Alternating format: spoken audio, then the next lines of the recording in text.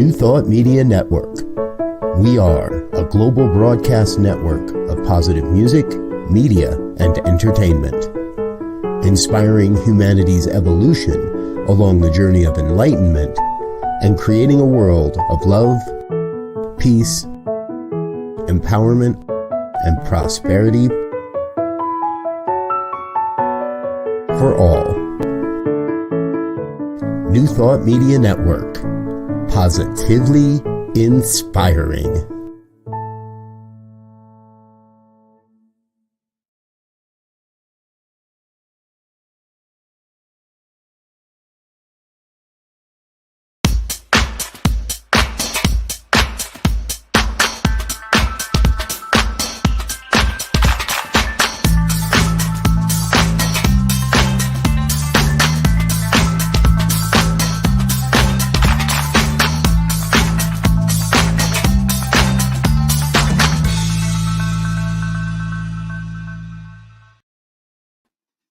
Why, hello, good evening, good morning, whatever time you're watching this, just wishing you well. And just want to say thank you for joining me today. My name is Bonnie Gonzalez, and I am your doula for grief. I am a life coach, a grief coach, a registered nurse, a religious science practitioner, and a soul collage facilitator. And just like you, a human being here on this planet at this time. And I'm just saying that I am here to continue to follow my passion of bringing grief out of the shadows of our lives and right smack dab into the middle, to the forefront of our lives. Because grief does have a message. Grief is a part of the human experience, not to be shied away from, but to be embraced, to befriend. I'll give you a little story here about grief. Grief is caused by loss.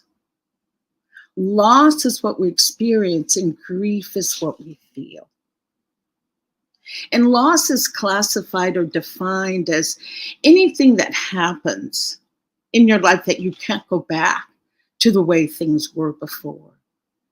You know, we think of death, the loss of a loved one. Yes, that definitely is a grief that is like no other. But there are also other losses. Loss of friendships, about divorce, a loss of a job, about loss of health or surgery that leaves you a lot different than the way you were before the surgery. And of course, divorce, lifestyle changes. We suffer a myriad of losses in our lives. And it's those losses that leads us to grief. And grief are those emotions that come up. And the one we usually think about is sadness. Anger is another emotion that comes up. How about deep disappointment? Even some people slip into a depression, but that's a little bit different. But we'll say feeling down, feeling that way. Even that feeling of being lost or kind of in a fog, not really able to define what you feel. So those are just some of the emotions that come up around loss. And those emotions are referred to as grief. And in our culture, for some reason, we want to shy away from those kinds of feelings. A friend just reminded me the other day that there's that phenomenon or new idea of toxic positivity, of maintaining always a positive spin on everything, when that really does not always do us justice. That's not where our growth always happens. So as I said, I'm just here to continue to move that needle and to know that if you're on your journey of grief and grieving, you've come to the right place. So welcome. If you're returning, I am just totally honored. And if you're new, welcome, welcome. Sit back, make this a part of your day. Please drop a comment in the comment box or a question. And today's theme, every Monday, I have a theme. And this month, since we're getting ready for, or in the midst of all the holidays, I thought we would discuss holiday grief and let's get prepared. You know, our holidays, for some of us here in the US, Halloween is a big celebration. And then we've had Thanksgiving moving through that. Now, Hanukkah just started yesterday. So now we have Hanukkah, and then we'll move into Christmas, and then there'll be Kwanzaa, there'll be New Year's Eve, New Year's Day. Some people even make the Super Bowl a holiday. So we are just bombarded right now, just bombarded. And if we're in rhythm with nature, right now, the days here in the Northern Hemisphere, the days are shorter and the nights are longer. And when that time happens, being in rhythm with nature, that is a time to slow down and to go within. But with all of the holidays that I just talked about, you can see how naturally we're not in rhythm. We should really be slowing down, but instead we're speeding up and speeding up and speeding up. So many people that I have talked to about this just say that they feel totally overwhelmed, just overwhelmed with all that's going on. This time of the year brings a lot of expectations. The expectation to have everything all together, have our lives just, everything perfect. And that's not always true. And so that's why I thought, let's just delve into the reality of what people are feeling. And so today's theme is holiday grief. Let's get prepared. And oh my goodness, we all just have different emotions around this time of the year. And so I have a very, very, very special guest that I want to bring on today, who I'm just so, oh my gosh, over the top, filled with joy and honored to have my guest today. And it's Reverend Laura Topper. And Reverend Laura Topper is world renowned. I'm sure she'll give me a little pushback there, but she is a force to be reckoned with. She is a truly accomplished woman. And Reverend Laura received last year, she received from Centers for Spiritual Living, Global Services, she received the award for 2022 as being a most distinguished member. So she graciously received the 2020 Global Services Award from Centers for Spiritual Living.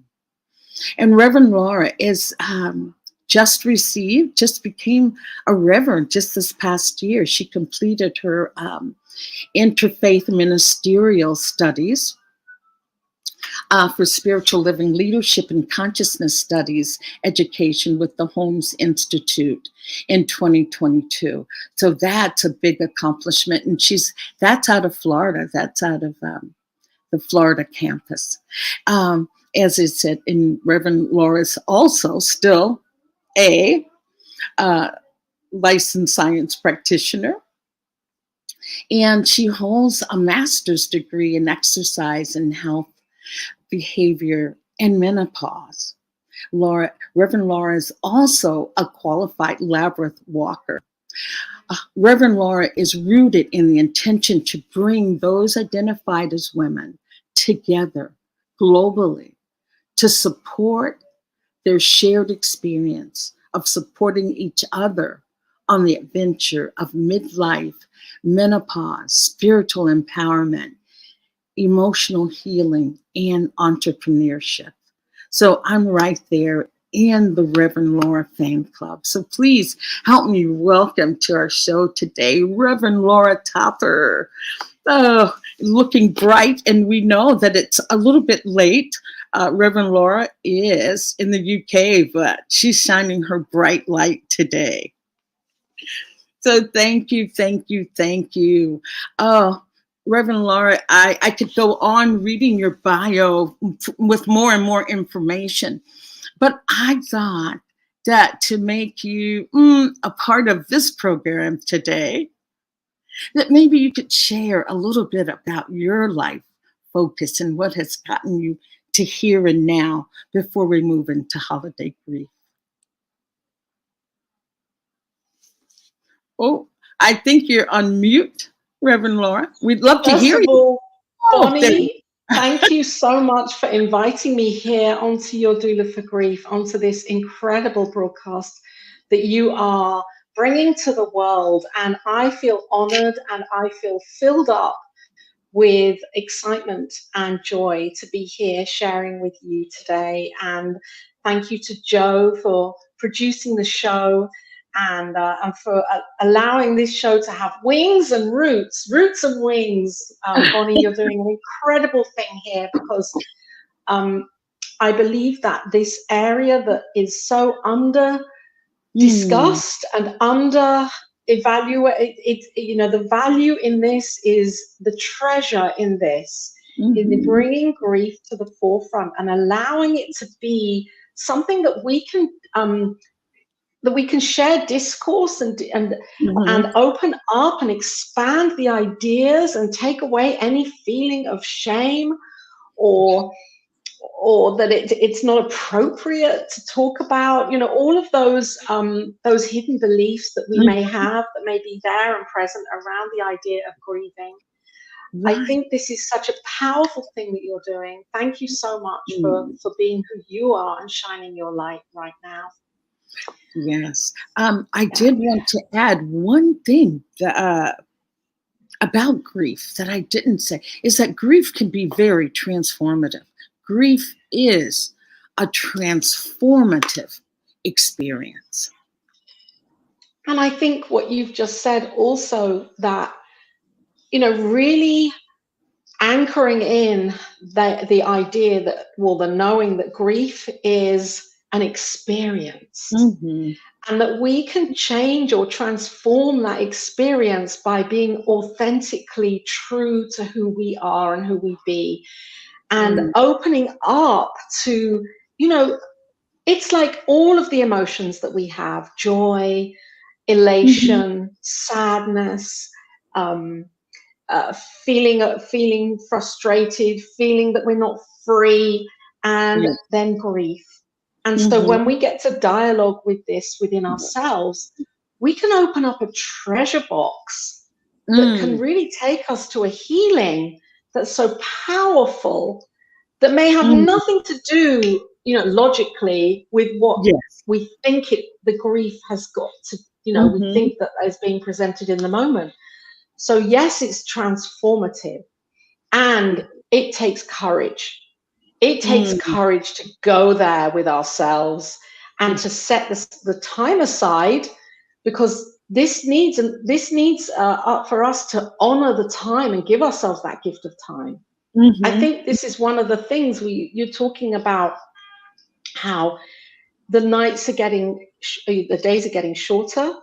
It's getting darker, you know, more quickly and there's a rush around to Christmas parties, Christmas shopping, Hanukkah parties, you know, whatever it is, then where do we give ourselves that space and time to be?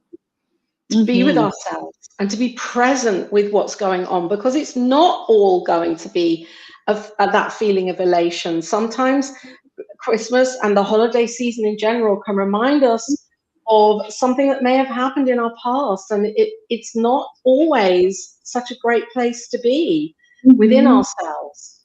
Right. So there's a different kind of gift that we can give to ourselves, I believe.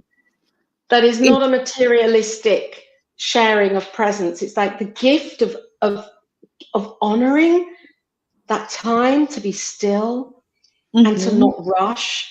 And sometimes we're made to be still. Life will force us to be still. Yes. You know, for whatever reason, in whatever way. I definitely am experiencing that forced and maybe listening more so that we're not forced. That there was one reverend that called it being hit by the cosmic 2x4 to get you to. No, that's true. Let's try to avoid cosmic 2x4s by starting to listen to the little voice, starting to listen to the quiet voice. Before doing any grief work, I used to tell friends that, I really don't like when the month of January comes because I feel depressed. I feel I'm not happy. And not realizing, just following the flow now, I realized, yes, it is about slowing down. That is the time to slow down. And once I made that connection, that now I look forward to it, knowing that it's coming, and what am I going to do during that time? And you were so beautiful in your share before today about how you feel around this time of the year, Laura. So maybe speak to that a little. I would love to speak to that. And because for me, Christmas can bring up feelings of not enough. I'm not enough. There isn't enough. I don't have enough. I don't have enough funds. I don't have enough of, what it would take to really make Christmas the way. And it's taken me a while and there's still remnants of those beliefs, those threads, that pattern of belief that there's an expectation around this time of year. Even if we're not really celebrating Christmas, there's an expectation to somehow show up in a way that society would say, oh, and you're taking part and you're doing it. I remember in my 20s, there'd be times when I'd say to my parents who were doing Christmas, even though I come from a Jewish, Christmas was always a part of my life. And sometimes I'd say, no, I don't want to do it. I just want to stay at home. I just want to stay in bed. I don't want to socialize. I don't want to talk to anyone. I really just want to be alone. And they would be like, are you sure you're okay? Are you sure you're fine? Yes, I'm fine. Yes. I was going to ask, was that acceptable? Was it accepted? Well, it was kind of like, maybe it was, maybe it wasn't. For me, it was, I'm going to honor how I feel right now. I don't want to be a part of this social idea, the social cultural idea of how we have to show up because it happens to be a certain time of year. And I think what you've said was really, really, that's spot on about actually not just because everyone's going fast. Why does that mean we have to go fast with them? Yes. Why does it mean that? So for me, what came up and not having enough was then actually, well, if that's how I really feel and if that's what I believe, then it's for me to get down to the core of those beliefs, to the patterning of those beliefs, and to actually ask myself, well, do I really believe this? Is this really true that I'm not enough because I don't have enough for a celebration? And what I came to was, well, if that's what I believe, then I'm only suffering in that belief. Yes. I'm the one suffering in that belief. And I looked at it and I chose to let that go. And when I let it go, I started then just enjoying the moment without putting that expectation on myself. And I think it can be even more so, even more challenging when we have children. Oh, because there we yeah. have another expectation of, oh, I feel like I should be, providing all of these gifts and presents and showing up as the perfect mother, Oh, and yeah, the putting that languaging and that goes along with it. And putting only the when we make the change within ourselves will it actually change.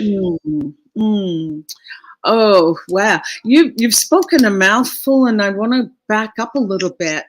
When you talked about believing, you talked about believing, is this true? Those thoughts that you're having, believing.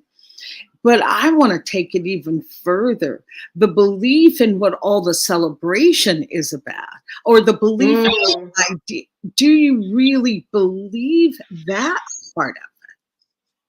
Believing in whatever it is that we're celebrating. And yes, I'll let you answer that. Thank you. That's so interesting, because yes, I then got to really get clear on, well, and what part of this celebration do I believe holds some light or some truth for me? Yes. And so when I could really anchor in on that, yes, this is the time of light. This is our festival of light this month. We have so many opportunities to celebrate the light within. And the light within means being open and being giving of who and whose we are, and shining that light and allowing others to feel it. So when we can look at it from a non-materialistic point of view and come back to the truth of who we are, I believe these holidays can really connect us more deeply to the divinity, to the divine, to God. And that's maybe what, of course, what they're meant to be doing. We've become an over-consumerized, materialistic society. And we believe that we have to succeed. There's like a success monitor that goes with Christmas. And how do we get back to like stripping that away? Exactly. And just taking the truth of it and being with the truth of it, the light that is here within each of our hearts. We get to celebrate this light. Yes. We get to celebrate this light and honor everything that we've been through in the year, and the achievements and the seeming losses, and everything we've healed, and everything we've stood up for, and everything that we've let go of. We get to do that. And I think Christmas brings us this gift that we can open for ourselves and unpack all of it if we are courageous enough to do this and take the time to do this. I was going to ask, Laura, you said that, of course, you celebrate at Hanukkah, but Christmas was also, for lack of a better word, a part of the package deal. Did you notice a difference between the two holidays? Was one, I'm not trying to say better, but was one more meaningful than the other? Or did you, how about feeling into more meaning of one than the other? So I identified more with Hanukkah and with the Jewish holidays, because I suppose there's something about being in community with others that are also celebrating rituals and festivals from your native birth religion. And for me, that it was like we all came together. Lots and lots of people would be celebrating and recognizing Hanukkah together. And most of the Jewish people that are my friends were also celebrating Christmas as well. And again, that was like a stigma. That was like, oh, we have to do that as well because everyone else is doing it. So there was a pressure on my parents, I suppose, to join in with everything else. However, in the Jewish faith, in the Jewish religion, one of the things that really keeps everybody kind of bound is the food. Oh, food is very food. communal. Ritual. Food is like, yes. It's totally a part of, and the food has a lot of ritual devoted to it. And so whether it was Christmas or whether it was Pesach or whether it was Hanukkah or whether it was New Year, there was always a celebration of food, and there was always a celebration of love and unity as a family. I think, though, the part for me, certainly as I've grown older, is I've realized that by acknowledging different faith rituals for what they are, I can acknowledge a part of me in all of it, in all of them. I can acknowledge that light and that connection deeply within me, whether I'm sitting in a church or whether I'm sitting in a synagogue or whether I'm sitting in a Hindu temple. I'm brought back to this place where I can feel the stillness and be with the stillness within me. And I think it takes a certain amount of courage to get to that place. I'm not saying I'm more courageous than anyone else, but I think it takes a willingness. It takes a willingness to accept that we're always being shown that there are these amazing celebrations and rituals, regardless of what our family traditional religion is.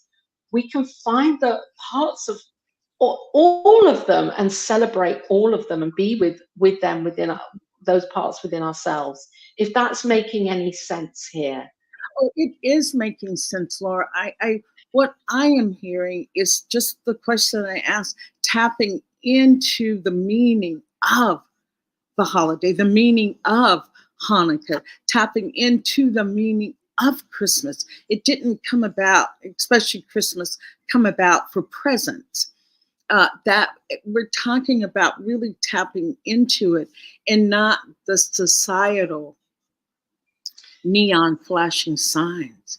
I was listening to the news, which I really, if I wanted to give one tip of moving through the holiday, it's don't listen to the Turn off the news.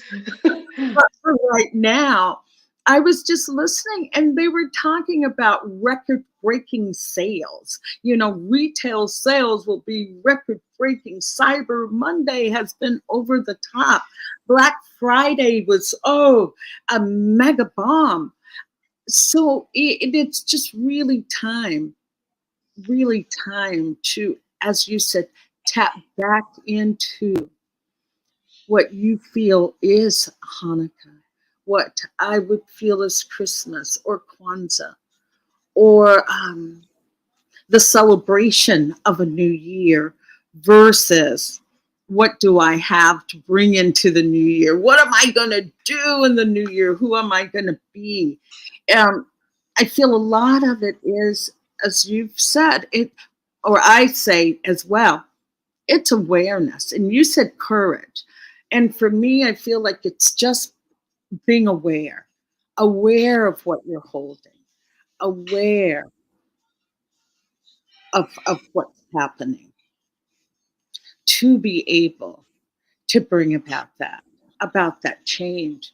And I did want to ask, when you were talking about feeling like you're not having enough, there isn't enough, what do you do with those emotions, Laura, when they come up? What do you do with those emotions? I have to actually look and be honest with myself and ask myself, well, who's judging who here? Yes. Who's judging who? And ultimately, I get back to the same answer every time. I'm judging myself. I'm judging myself. And I'm believing that there may be someone somewhere out there, wherever there is no out there, but there's someone judging me. I'm the one doing the judging. Mm-hmm. So what do I do with that? I can choose to suffer in that self-judgment. And I think you're right. You're definitely right, Bonnie. Awareness is the key here. When we're aware, we can look at these beliefs and we can honor them. And if I'm called to cry, I'll cry. If I'm called to grieve over those beliefs that I know haven't got a place or space anymore, I'm not willing to support them anymore because I don't feel supported by them, then it's time to dissolve them. It's time to create a new story. It's time for me to step into, well, am I really going to allow a holiday to define me, the truth of who I am?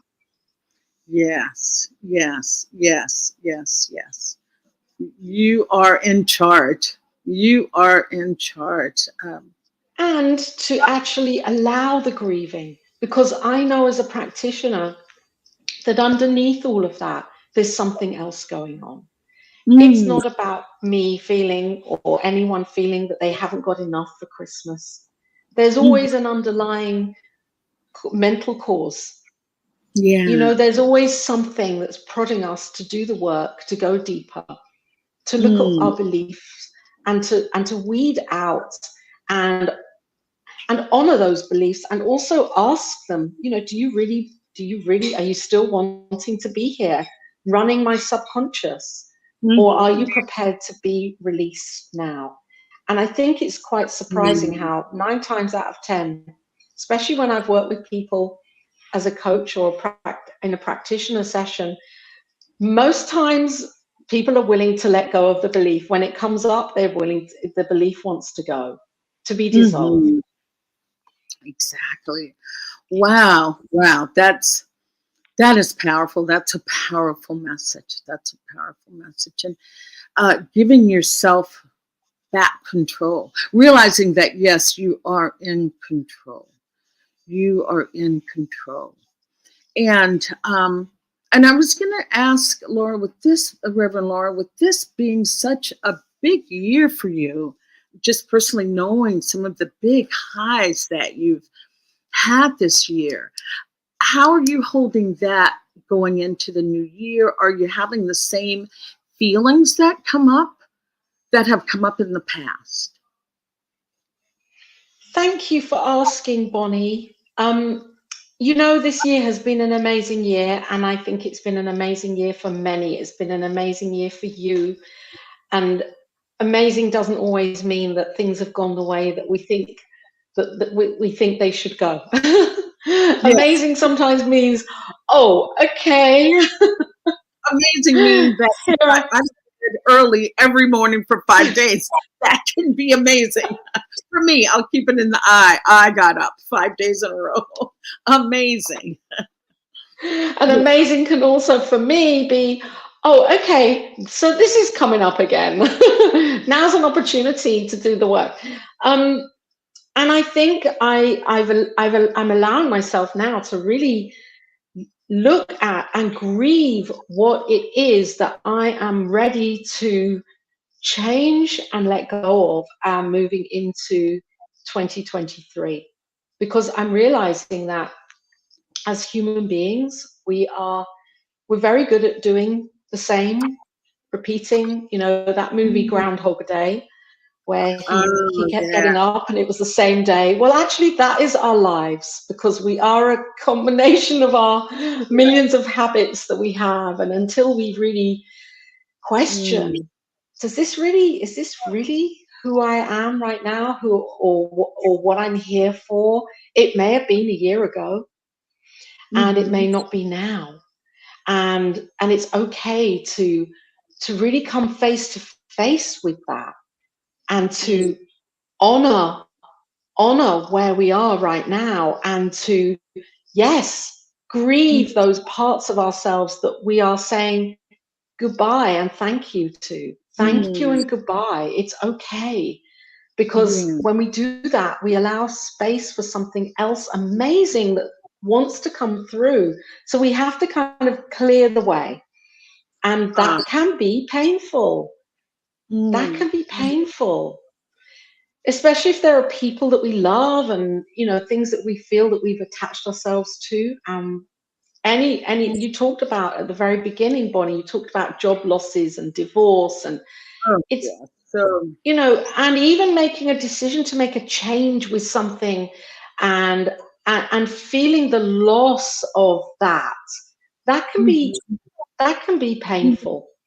Yes. So Yes. we have to, for me, it's like give myself time and space to do the grieving, and to Mhm. allow what wants to come forward, not just kind of skipping through a field of sunflowers and daisies. Oh, There's a right. time for that, and there's a Yeah. time for just sitting down in the sunflowers and daisies and not getting up and saying, right, I'm here. Oh, I'm going to yeah. just go within. Right. And I just want to thank you, because people that are listening, just to hear someone say that it's okay not to feel joy, just giving what you're doing, giving people permission. For those of us that would need permission, that's what you're speaking life into, that permission to say, it's okay not to feel so great about this. And with giving that permission, then brings the awareness of, yeah, I really am not having the greatest time or feeling so good. And I Right. think, Bonnie, there can be that difference, or that line, maybe not a line, but there is that awareness, as you use that word, which is so beautiful, Mhm. that awareness of, okay, I'm going to relax into this. I'm going to feel the feelings. I'm going to allow myself to be with this with the intention of doing something about it. And I Mhm. think that the awareness of that versus I'm going to be with this and I'm going to just make a home here forever. Oh my I think God. there's the kind of distinction that we, even in those moments where we feel that we are out of control, we can still take charge of our own healing process. Mhm. And even if Mhm. that means reaching out to a practitioner, which when I say even if, I mean most times, a lot of times it does, reaching out to somebody, asking for help, even just for somebody that will listen without having to give an answer, because there may not be an answer, you know, in human form. Yeah. You're reading my Yeah. mind. You're reading my flow sheet. If Am I I? had a, you're just flowing right It's all into God. what I was leading up to. That I just love this beauty of how the divine shows up, because you're already answering the questions before I can even ask them. But the one thing that you said that I'm going to just circle back to, you said doing something about it, doing something about it. And I wanted to have a segment here that we would talk about what you could do about these feelings or do Mm. about this time. And my biggest takeaway, I always say, have a plan. Have a plan of how you're going to move through this, how you're going to move through it. And with that said, of Yes. having a plan, I was going to ask you to do a little exercise with me. And we didn't talk about this Mm. beforehand, but No. it's an exercise around having a plan, knowing that these feelings may come up. And so it's just a series of 4 questions that I will ask you around any Okay. situation, whatever situation, if you want to use the one not enough or having enough. But anyway, ask yourself, okay, this year, knowing that we're going to have this, so this year I miss. What is it that you miss? This year I miss. Mm. Yeah, this year, That knowing. is a question. Oh my gosh. Well, okay. Hmm. This year,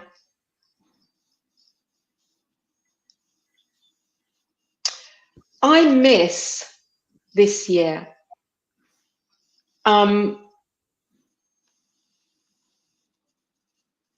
not always having physical connection with people. I have so many beautiful, beautiful friends who I have met online, across the globe, across the world.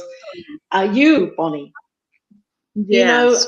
My sister, and you're my sister, and I feel that. And it's almost as if every time we meet, I'm with you in a room and we're sitting down just next to each other, hugging and, just being in each other's aura and space.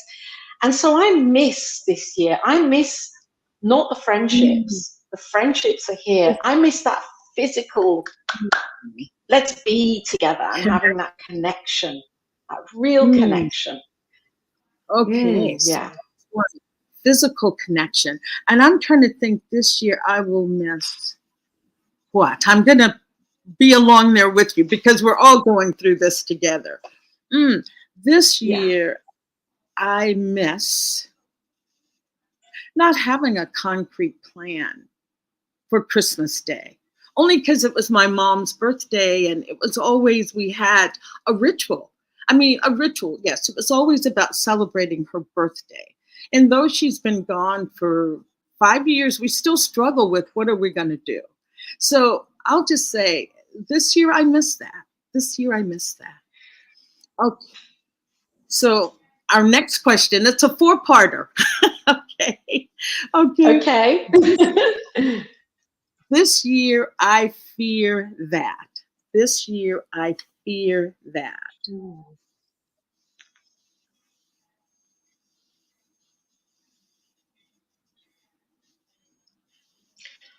Well, this year I fear, or right now, going into Christmas for this year, I fear that I may not have really embraced fully the feelings of others in my family. So I fear that, as my parents get older, they're here and they're healthy. And I have that fear that, maybe if I could spend more time with them right now, or, have that dedicated time and make a plan for that going into the new year. Then I will be really embracing the fullness of our relationship at this stage of our lives. So you fear that may not, there's a tightness. word for it, isn't there? It's like anticipated grieving. Yeah, anticipatory. Anticipatory grief, where our parents age and we see that. Yes. We see that and think, okay, I could be really having more time with these beautiful people who I love as my family. Laura, that's really deep. I'm just going to give both of us a minute to breathe that one in, because that is a truth that so many of us share with you there, Laura.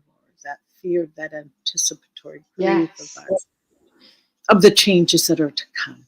So we'll put it that way. So I thank you for that, and let's just honor it by really feeling into it. Yes. Okay. Yes, and for anybody that may be feeling that right now, because I think that at Christmas, for me, it's like on these landmark festivals and holidays, whether we believe in them from a religious or theological point of view or not, it's the whole time of year. It's like, okay, this is a landmark time of year. And there are people that are really grieving from their parents transitioning or family members transitioning, and then the anticipation of, okay, how many more Christmases do I have? Oh, exactly. My loved one. I know, Laura. So share that. I don't want to break the moment, but I so share that. I really wanted to be with my little granddaughter that's turning 5 in Ireland at this Christmas. And I thought, next Christmas, I'm going to make sure I'm there. But I thought, how many more Christmases do I have left? Oh, Bonnie. But that's a truth. That's a truth of all of it. Ooh, That's I'm breathing that one in true. and holding that. Yeah. So how can I make this the most joyous? But anyway, we're going to move on with our exercise. But just wanted to share that, another one of those anticipatory moments. Okay. So, that's right. Did I do what I fear this year? I fear. Well, you kind of just did. That's it. Thank you. Thank you. That's why we have Reverend Laura here to keep your doula on grief on track about what she fears. So yes, how many more Christmases do I have? Okay, so this year I wish that knowing that you're having that missing the physical connection, the anticipatory grief. So this year I wish that. That's a beautiful question. And to answer that, because it would be very easy to go for, I wish I had this and that and that and the physical. I could go on and on. And I'm going to come at this from a value point of view and from a spiritual attainment point of view. I wish that this year I delve more deeply into the practice of listening to God within me and acting, I wouldn't say more swiftly, but I mean, really listening and taking to heart what comes through me as me, rather than pushing it to one side and saying, oh, that's not really, I don't need to deal with that now. Actually really being much more aware that God is speaking through me, and to open up to that voice more fully and the information and the inspiration, to be more open. I wish to be more open, not because I'm scattering myself everywhere, it's more open to receiving that divine wisdom and intelligence. That is beautiful. That is beautiful. Oh, wow. Wow. What I was going to say this year that I wish, I won't say it because it was, I'll just tell you. Please do. It was like this year. I've said it before. This year, I wish I could wake up and it was January 2nd. So, man. Okay. Oh gosh, the only thing I could say, and I know this is really big and out there, but it's just what's in my heart. This year, I wish that there could truly be world peace. That's what I wish. That yes, of course, true peace in the world. And this is the last part of this exercise. It has a purpose. And so with all of those, the what you miss, what you fear, and what you wish. So I plan to. What is your plan? So I plan. I plan to live into two values that have really come through strongly for me this year. And I plan to live into freedom and simplicity. Fully. Wow. Freedom and simplicity. And I plan to allow those values to guide me through this year. If I feel free, if I feel that it feels simple, this project has a simplicity to it, then I will be with it. Because I realize that I'm very good at taking, overcomplicating. So simplicity. And I think this is, as spiritual teaching, our teachings, they can feel very complex at times. Yes. There's a lot of reading. Oh, Laura, Reverend Laura, you muted yourself accidentally. There you go. Oh, that's happened. I think my microphone's. And so I think simplicity, I know simplicity is something that I want to really delve into as a spiritual practice more fully, and to embody that for my life.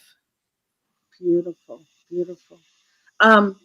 So the idea is with doing this exercise, Reverend Laura, is to just show that we have a plan of how we will move through this, that we have acknowledged, we've leaned into being courageous to say what it is that we fear, or what prevents us from feeling so good about ourselves.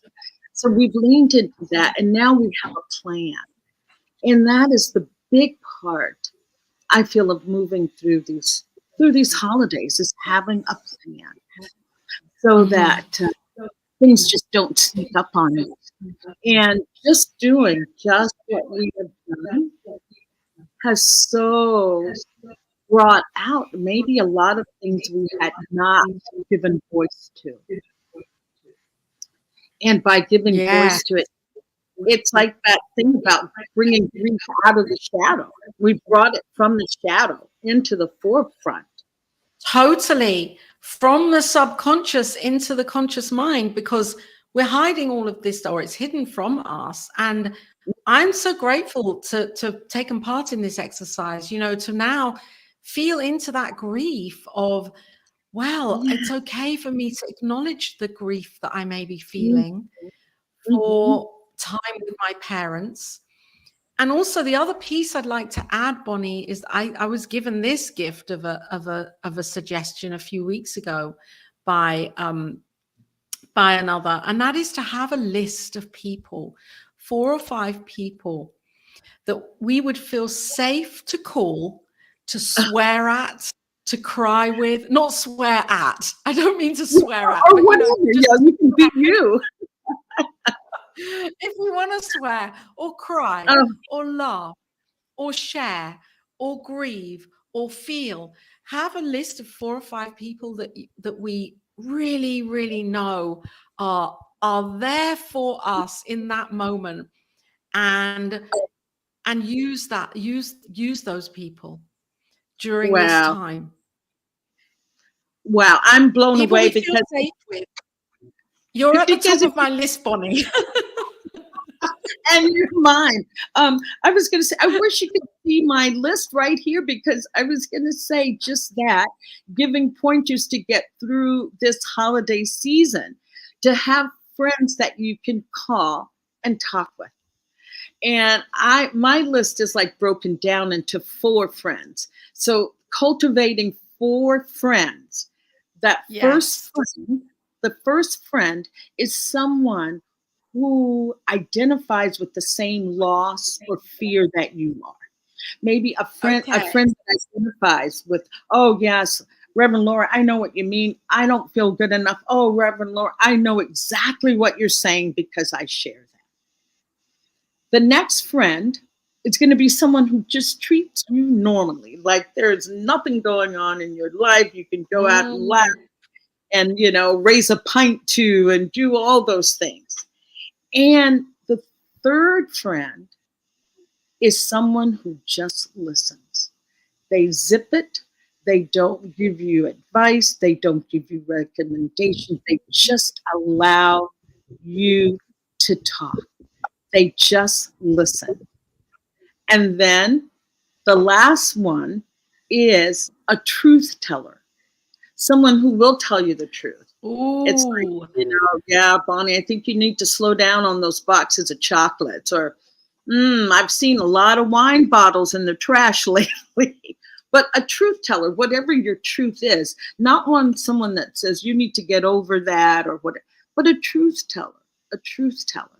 So those are the 4 friends, and you just said that somebody you could call and swear to. And that's so great that you've broken it down like that, because it's great to just, to pick up the phone to someone we feel safe with, and to have that list. It's like saying, okay, well, actually, I recognize I can hear the truth right now. And the person to listen, because sometimes we just want to be heard.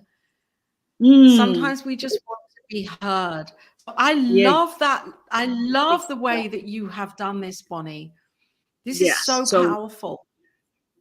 Yeah. So cultivating those. And if you don't have those 4, that is something to maybe move toward, saying, wow, Right. well, who could I start to call on? Because Reverend Laura, as a human, we all want to do something to help someone else. That's all. Totally. So many people say, oh, I don't have anybody.